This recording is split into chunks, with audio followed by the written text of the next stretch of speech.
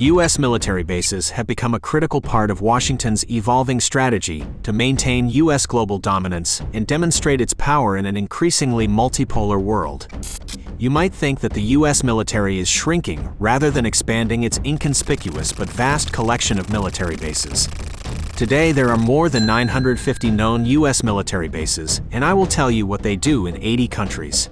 Their primary mission is security. According to the U.S. intelligence report, it is stated that the main threats to U.S. security are growing challenges in Russia and Eurasia. In particular, it is stated that Russia is trying to change the existing international political and economic order. The process is taking place in the region called the Arc of Instability, stretching from the Middle East to Southeast Asia, Iran, Iraq, Lebanon, Israel, Syria, Palestine, Afghanistan, Pakistan. The problems of Asia, the negative consequences of the rise of Asian giants China and India, and the nuclear ambitions of North Korea.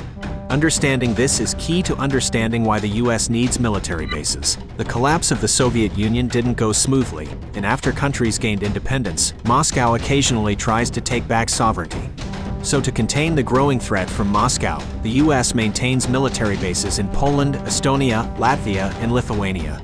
In the wake of the Russia-Ukraine war, the U.S. Department of Defense deployed more than 20,000 additional troops to Europe. This increased the number of U.S. troops here from 80,000 to 100,000.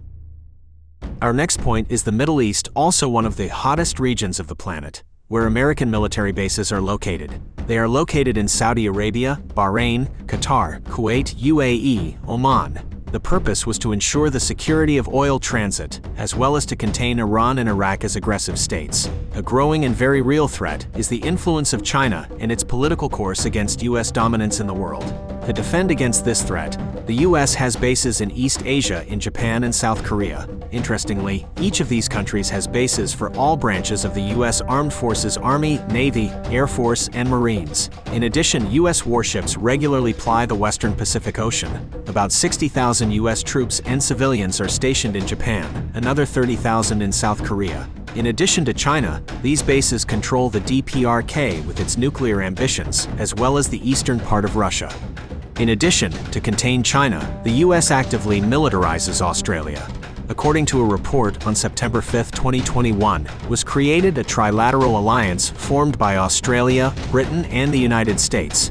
Within the framework of the alliance, Australia's military potential is being actively built up, and its territory is planned to be used as a huge forward base. Significantly smaller numbers of military personnel are in Africa, where the U.S. also has its own political interests in Niger and Somalia. There are U.S. military bases, which Washington uses for strikes by MQ-9 Reaper UAVs against terrorist groups in West and North Africa. Also, you have to take into account that each U.S. aircraft carrier is in fact a real military base. The U.S. has 11 aircraft carriers that move freely around the world, but according to the latest information, they were at the points you see on the screen.